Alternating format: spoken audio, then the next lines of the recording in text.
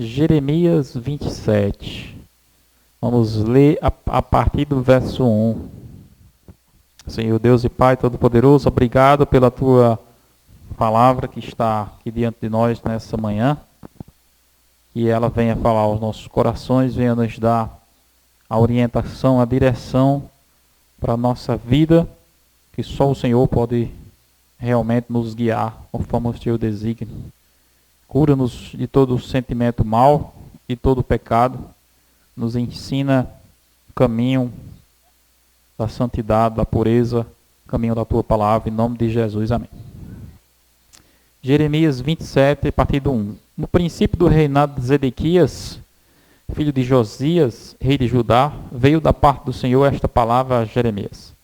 Assim me disse o Senhor: faze correias e canzis, e pões no pescoço, e envia outros ao rei de Edom, ao rei de Moabe, ao rei dos filhos de Amon, ao rei de Tiro, ao rei de Sidom, por intermédio dos mensageiros que vieram a Jerusalém, ter com Zedequias, rei de Judá.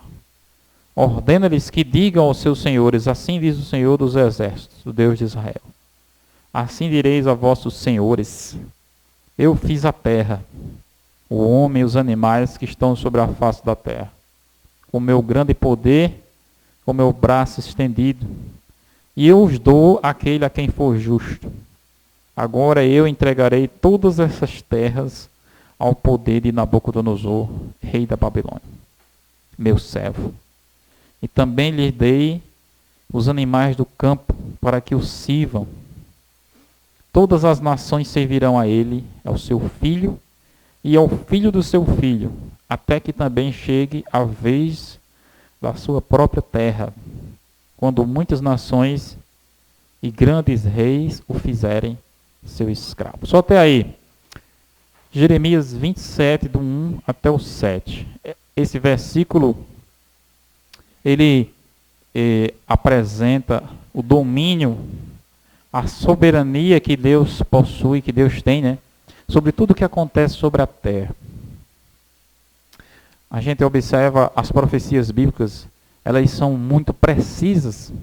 Elas mostram em detalhes cada reino que ocupa posição na terra e o tempo que ele ocupa. As características daquele reino. Mas quando você vai observar a história, não é assim que você vê. Geralmente quando você vai ver assim, ó, a vitória de Nabucodonosor para ele se tornar rei. Aqui nesse versículo, Deus deixa muito claro que quem foi que concedeu a permissão para Nabucodonosor ser rei? Foi Deus, não é assim?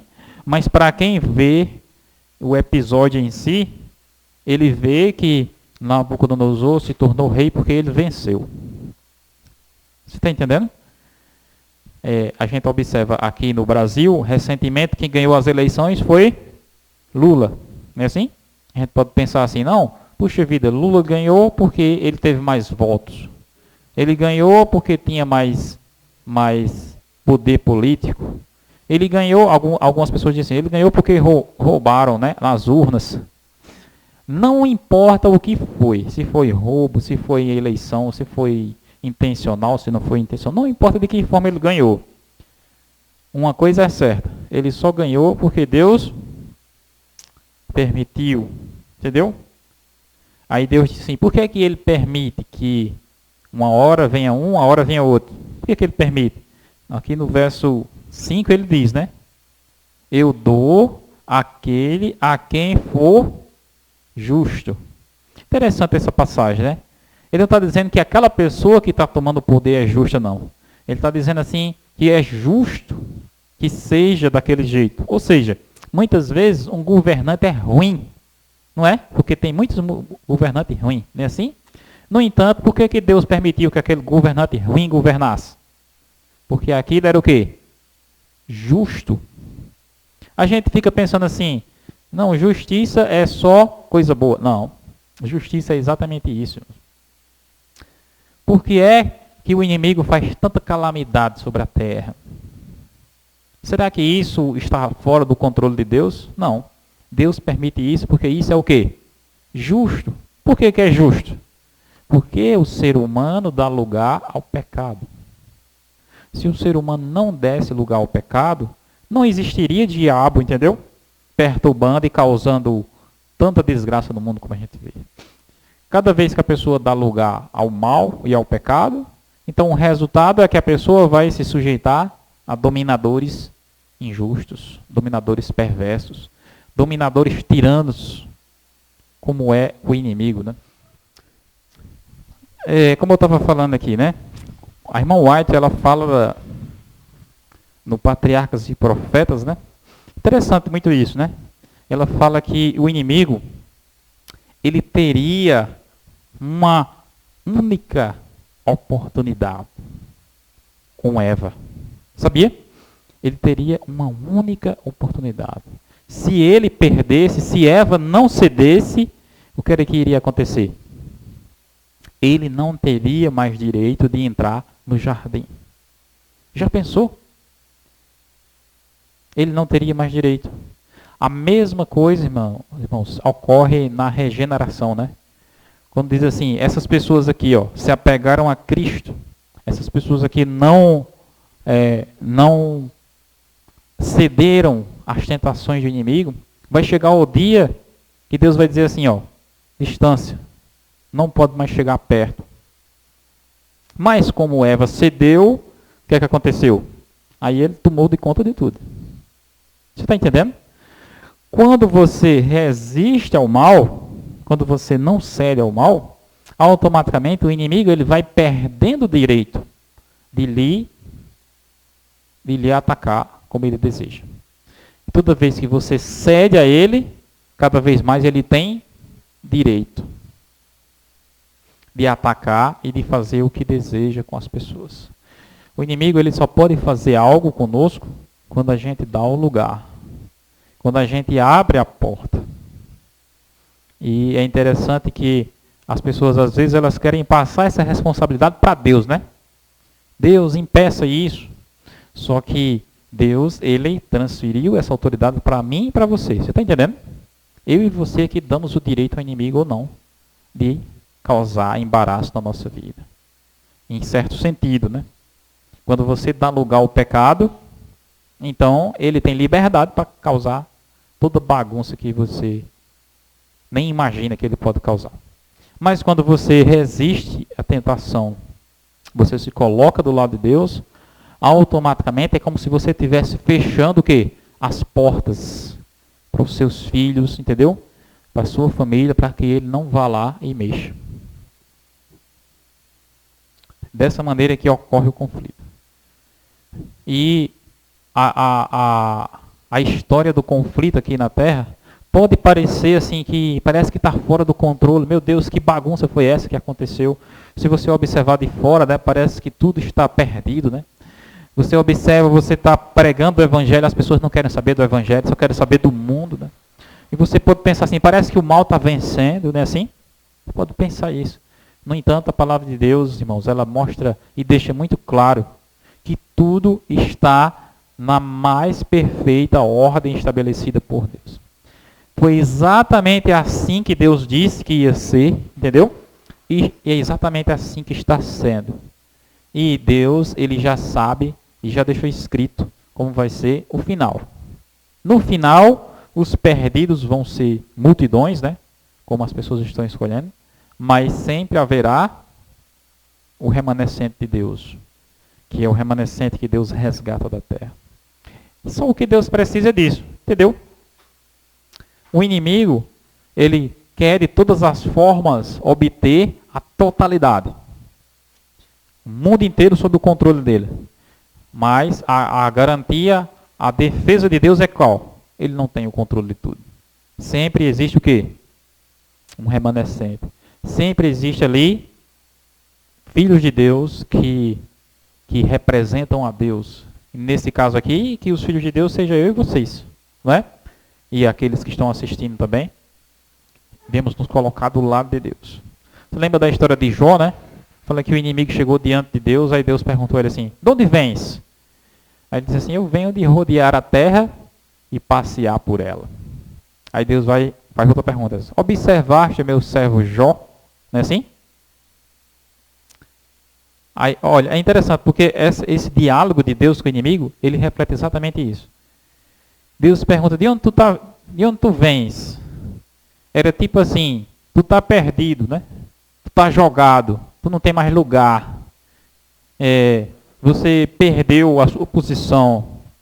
Aí o inimigo ele responde, eu venho de rodear a terra e passear por ele. Significa o quê? A resposta para Deus era assim, o senhor está enganado, porque lá na terra quem manda sou eu. Lá na terra eu estou deitando e rolando, né? Rodear e passear a terra é uma expressão que parece isso, né? E agora eu pergunto a vocês, o inimigo deita e rola aí ou não, na terra? Aí até que Deus retorna a pergunta para ele, né? Aí diz, observaste quem? Meu servo Jó. Era como se Deus estivesse assim, você está deitando e enrolando mesmo em todo mundo? Está entendendo? A pergunta de Deus foi isso.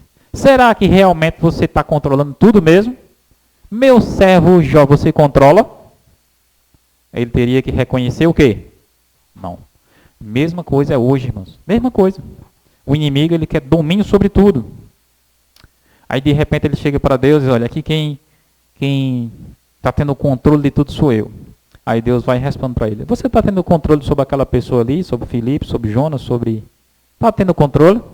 Aí você que sabe, né? Se está tendo ou não, assim como Jó sabia, né? E se ele não está tendo, então significa que ele está perdendo. E como o inimigo, ele não pode falar nada, né? Contra isso, ele não pode reconhecer, realmente esse homem é justo, eu não posso mexer. Aí ele já vai e parte para outra coisa. Que coisa é? Ele é assim porque o Senhor dá tudo a ele. Ele é assim fiel porque o Senhor abençoou ele.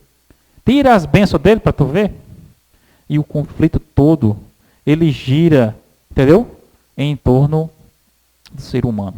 Nós estamos no meio, né, da batalha.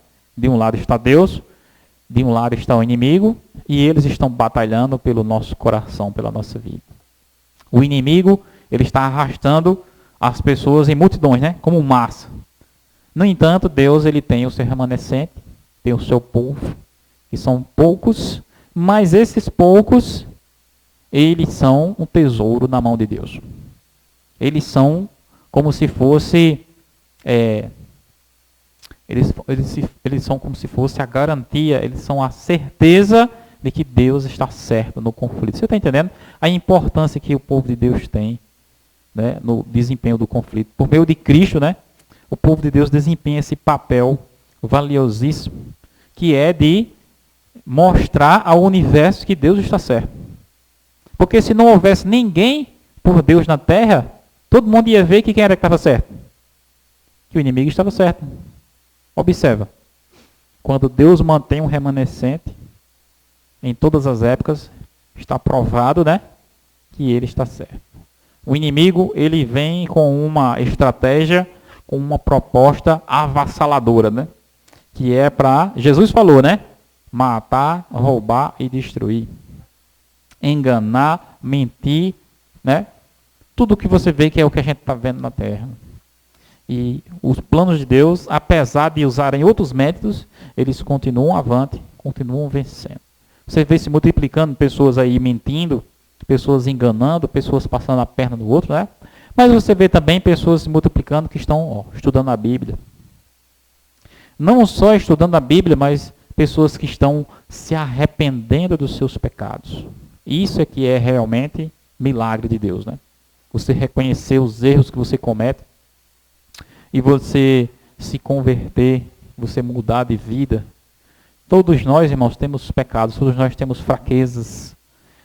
E a estratégia do inimigo é aquela mesma estratégia que ele usou com Adão e com Eva, né? Ele disse assim, Deus chegou para Adão, aí disse, comesse da fruta? Aí ele, foi ela. Aí chegou para Eva, comesse da fruta? Foi ele. Aí fica assim, né? A realidade humana, em grande parte, é isso, né? Não, você precisa mudar de vida. Eu não, quem precisa é fulano. Fulano é que é ruim, eu não sou não. Muitas vezes o raciocínio humano é esse, né? Mas existem pessoas que estão reconhecendo seus erros. Realmente, meus pecados precisam ser perdoados, eu preciso me arrepender. E existem pessoas nesse caminho. Nós aqui na igreja trabalhamos com esse sentido, né? De pregar, de proclamar o arrependimento, a mudança de vida. Para que assim as pessoas possam fazer parte daquele remanescente, né? Que vão estar vindicando o caráter de Deus perante o universo. E enquanto isso não chega ao fim, eu e você vamos ver na terra exatamente o que Deus está falando aqui. Eu escolhi uma pessoa ímpia, que Nabucodonosor era um homem ímpio, né? Para governar tudo. Do mesmo jeito a gente está vendo aí, quem é que governa o mundo? Pessoas ímpias. A palavra de Deus diz que o mundo jaz no maligno. Quem é o maligno? Um ser ímpio. Mas por que Deus escolheu isso? Porque é justo, porque as pessoas escolheram o quê? O pecado. Como é que Deus lida com o pecado? Deus lida da seguinte maneira com o pecado. Vocês escolheram isso, então vocês vão experimentar isso até onde vocês aguentarem experimentar. Quando vocês experimentar o máximo e você escolher todo o fruto daquilo, aí vocês vão poder avaliar se aquilo presta ou não. Você está entendendo?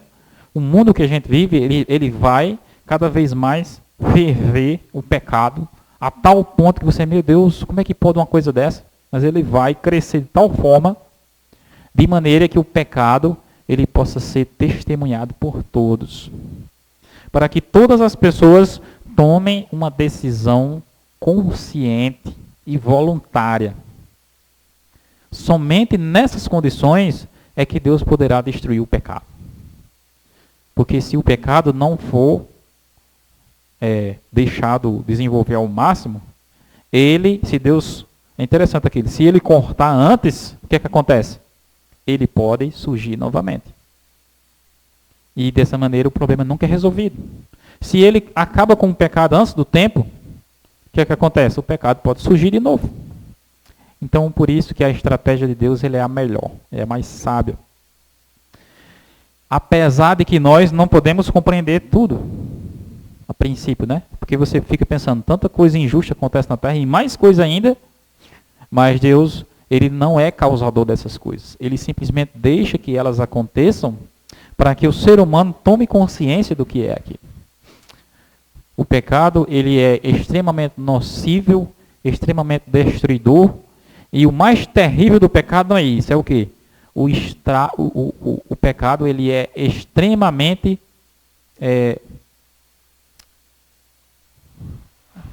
ele extremamente obscurece a vista da pessoa para que a pessoa não veja, entendeu? O que é mais terrível no pecado é isso. Quanto mais enterrado no pecado você está, mais tudo bem você acha que está. Ele faz exatamente isso, né? E quanto mais você vai saindo do pecado, mais você vai começando a perceber o quão terrível ele era, né? E é exatamente por isso que ele precisa ser aniquilado do universo. Cada vez mais a gente vai ver homens ímpios tomando o poder na terra. E é interessante que nenhum desses homens vai estar ali por acaso. Olha o que Deus falou para Jeremias. Jeremias, pega um canzis, né? Canzis, ele fala, né? Deixa eu olhar aqui se aqui explica. Na minha Bíblia diz que assim, faz uma canga de madeira com tira de couro e coloca no pescoço. É na linguagem de hoje, né? Canzis era isso. Pega o quê? A canga, né? Do jumento. Quando você vai colocar a carroça, né? E vai botar, é o quê? É o que coloca? Canga, né? Isso, pronto. Pega isso aí, Jeremias, bote nas suas costas, né? E faça mais umas 5 ou 6 dessas cangas e leve para o rei. Olha só que mensagem interessante, né? Leve para o rei. Para que é isso, Deus? Aí Deus disse, olha, isso aqui é para você dar a cada um dos reis. O rei aí de Jerusalém, ele está recebendo uma comitiva de vários reinos. E você vai levar uma canga para cada um. Só, Deus mandou colocar essa canga aqui no meu pescoço, uma canga no pescoço do rei, e cada rei aí que vier visitar ele, leva essa canga para botar também no pescoço. O que significa isso? Significa que é eu, Deus, né, que estou escolhendo que todos vocês vão servir a quem? A Nabucodonosor. Quem foi que determinou isso? Foi Deus. Era porque Deus gostava de Nabucodonosor? Não. Era porque, ele mesmo responde aqui, né? É porque aquilo era o quê? Justo. Era o juízo de Deus que estava caindo. Nessa época aí, estava havendo um conflito entre a Assíria e a Babilônia.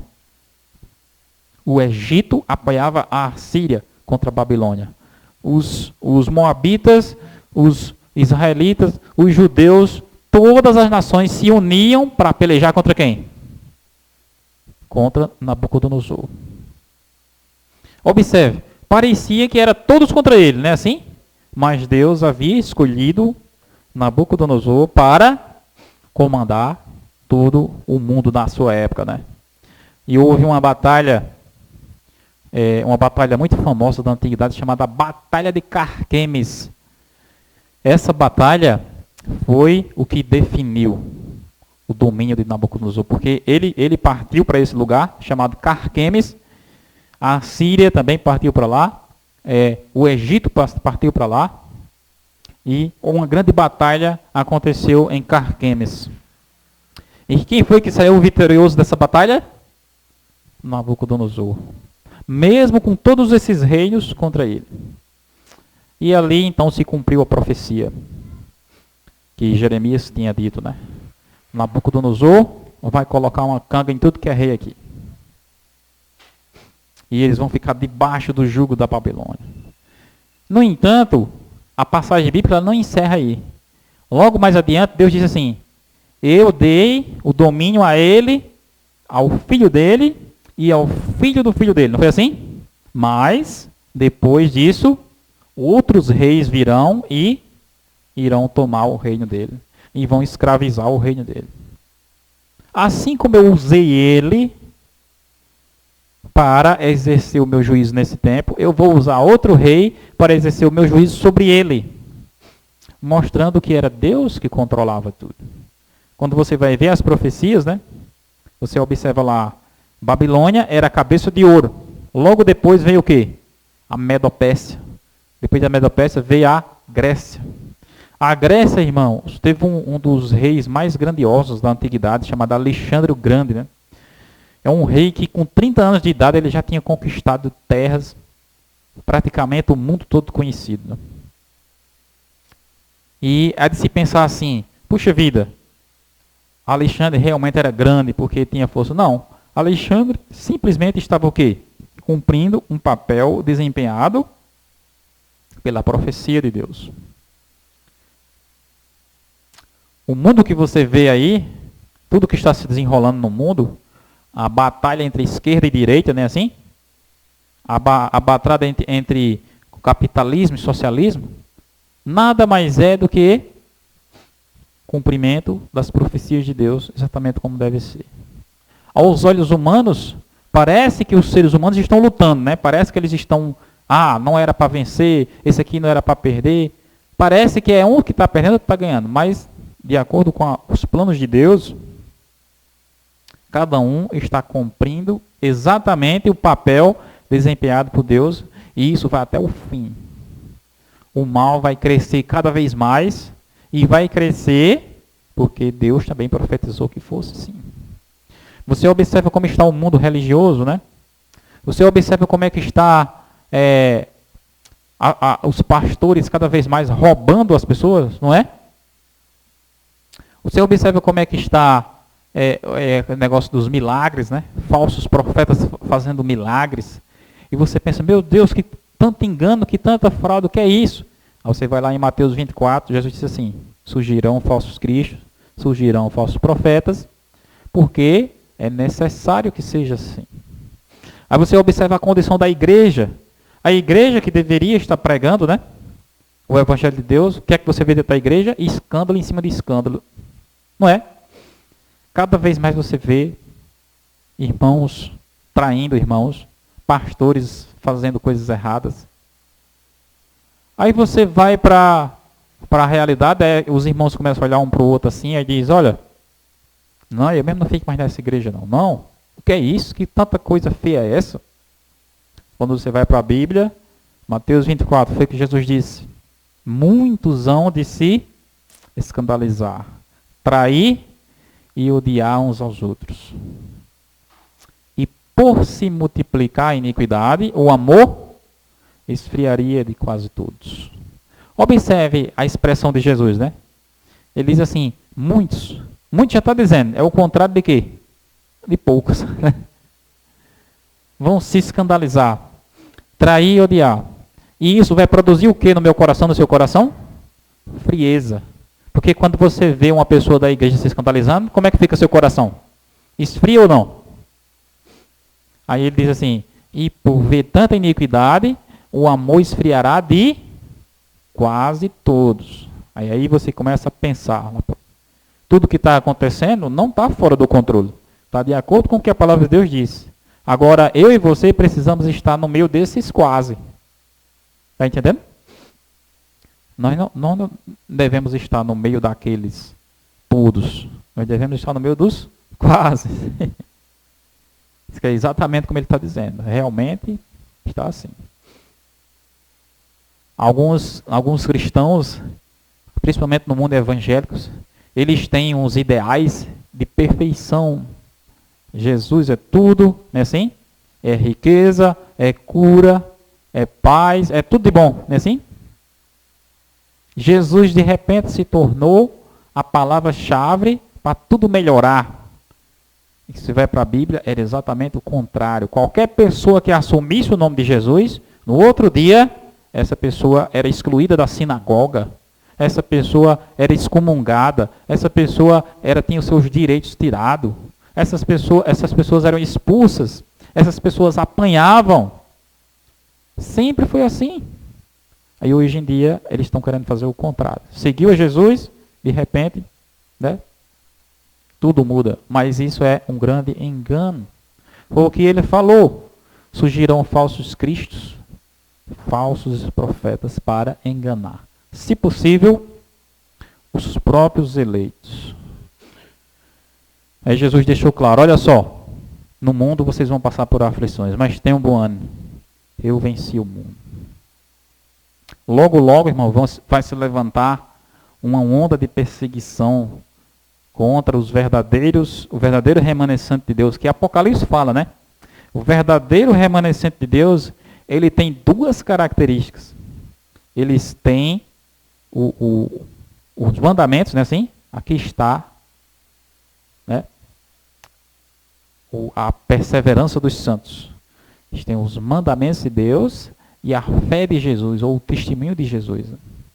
Duas características. Você vai observar que vai ter um povo na terra com essas duas características, procurando guardar os mandamentos de Deus e tendo a fé de Jesus e o testemunho de Jesus. E essas pessoas sendo o quê? Perseguidas. Enquanto que todo o outro lado do mundo vai estar tipo querendo servir a Deus, dizendo aqui é só um mar de rosas. Né? Quando você vai para a Bíblia, você vai conseguir distinguir. E toda essa guerra, toda essa batalha, ela já está toda debruçada, detalhada, entendeu? Na Bíblia, no Espírito de Profecia. Na hora que começar a acontecer o desfecho do conflito final, muitas pessoas vão ficar espantadas. Meu Deus, eu não pensava que era assim, não sei o quê. Vai lá para a Bíblia, vai no Espírito de Profecia, já está tudo escrito. Inclusive, está escrito o final. E no final diz assim, os vencedores estarão sobre o mar de vidro. E aí? Os vencedores estarão com palmas nas mãos. Os vencedores irão cantar o cântico de Moisés e do Cordeiro. E os vencedores, cada um deles vão receber uma pedrinha branca. O Apocalipse fala tudinho, né? Detalhe por detalhe. E vai ter uma frase que vão dizer assim, esses aqui foram os que venceram. Eles vieram da grande tribulação. Lavaram e alvejaram as suas vestes no sangue do Cordeiro. Significa o quê? Que a vida deles foi fácil? Não. Observe, irmãos. Vem perseguição por aí. Vem crise por aí. Vem dificuldade por aí. Mas tudo isso já está o quê? Escrito. E o final também já está escrito. Mesmo com a crise, mesmo com a dificuldade, o povo de Deus vence. Porque Deus está com eles. O mal parece que está tomando conta do mundo, né? Está sendo estabelecido aí no mundo agora, desse ano para mais adiante, um negócio chamado Nova Ordem Mundial, né? Que é um negócio que vai colocar o mundo inteiro debaixo de uma bandeira só. Mas não vai ser o mundo inteiro, né? Vai ter o remanescente que não vai se sujeitar àquilo. Que vai ser perseguido por causa disso. No entanto, Deus vai continuar com o seu povo, com o seu remanescente. O Altíssimo tem domínio sobre o reino dos homens e o dá a quem quer. Isso foi Daniel que falou para Nabucodonosor. Porque Nabucodonosor, quando ele tomou o domínio, né, ele queria para ele. Está entendendo? Ele pensava que era ele que tinha o domínio. Aí Daniel chegou para ele e disse, olha, Deus disse que vai deixar você 7 anos comendo capim como os bois. Aí crescer pelos e penas sobre você, para que você entenda que quem domina é Deus e não você. E aconteceu exatamente isso. Né? Quando ele passou aquela temporada de 7 anos, a primeira coisa que ele disse quando terminou tudo é, realmente, Deus é quem domina. Deus é quem reina. Deus, ele permite tudo isso. Se Deus quisesse, ele já poderia ter destruído o diabo, sabia? Há muito tempo atrás. Mas por que Deus não quis? É porque ele é mau, quer que o diabo continue existindo? Não. É exatamente o contrário. Porque Deus precisa dar liberdade ao diabo o máximo possível para que toda a humanidade veja, toda a humanidade enxergue o que é o diabo, o que é o pecado. Enquanto as pessoas não verem isso por si mesmo, o mal não poderá ser extinguido. Tem um versículo bíblico que Jesus diz assim, o Filho do Homem está para ser levantado. E quando eu for levantado da terra para o céu, atrairei todos a mim. Jesus estava falando ali do universo. Porque no universo de Deus havia milhares e milhares de anjos de Deus. Sabia? Que não entendiam bem, eles não entendiam bem qual era a obra do diabo. Porque o diabo, durante milhares e milhares de anos no céu, foi um anjo bom. Durante muito tempo, ele foi um anjo que sempre executou a vontade de Deus. No entanto, de repente, o diabo se voltou contra Deus e eles ficaram sem entender, sem compreender, entendeu? O que era que aquilo ia dar? Até que aconteceu o quê? O episódio da cruz. Quando Jesus foi levantado da cruz, o universo viu o quê? Esses anjos viram o quê? O diabo e um monte de anjos que conviviam com eles, pulando e cantando e descendo ao redor da cruz e instigando os homens a dizer, crucifica essa desgraça, crucifica. Os anjos de Deus tinham mais alguma dúvida que o diabo era ruim? Tinham como eles ter mais alguma dúvida? Não. Mas para que eles tirassem essa dúvida, o que é que foi preciso?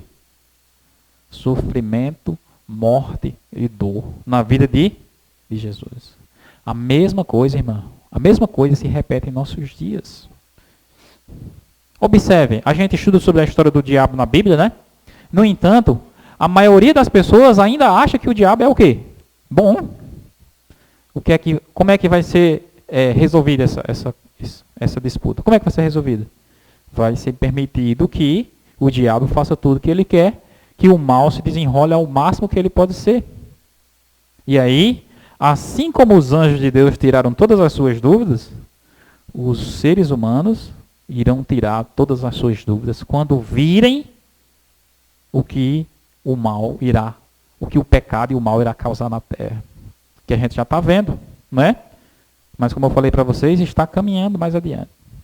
E isso é um ato de misericórdia de Deus. É dessa maneira que o conflito é colocado em seu desfecho. E do lado certo tem que estar eu e você, entendeu? A gente tem que ficar do lado ali e diz assim, não, aqui a gente vai ficar do lado de Deus. Deixa o mundo ir para onde ele está indo. Deixa ele caminhar para onde... Deixa o carro do lixo passar, né? Mas você tem que ficar. Você tem que ficar, porque você vai estar naquele grupo, né? Daqueles que estarão no mar de vidro. Eles, pois, o venceram por causa da palavra do testemunho que deram. Mesmo em face da morte, não amaram a própria vida. Com esse versículo, com esse pensamento, eu quero convidar a todos a ficarmos de pé, para nós orarmos e pedirmos a Deus que nos mantenha firme. Oremos. Senhor Deus e Pai Todo-Poderoso, nesse momento nós estamos aqui refletindo sobre esse versículo que nós lemos no livro de Jeremias, onde fala que o Senhor fez a terra, fez o homem, fez os animais, e o Senhor coloca o líder, a pessoa que o Senhor deseja, conforme a tua vontade, para que os teus propósitos sejam realizados. Nós fazemos parte do teu povo, queremos continuar sempre fazendo, sempre confiar em ti, sempre nos apegar à tua palavra, porque por meio dela nós conhecemos o futuro, conhecemos o lado que a gente deve ocupar. E que o Senhor, Deus, esteja nos protegendo, nos guardando, nos fortalecendo para enfrentar essa crise final que se aproxima de nós. E que nós venhamos ser vencedores por meio do sangue de Jesus. Que pedimos e agradecemos, em nome dele, amém.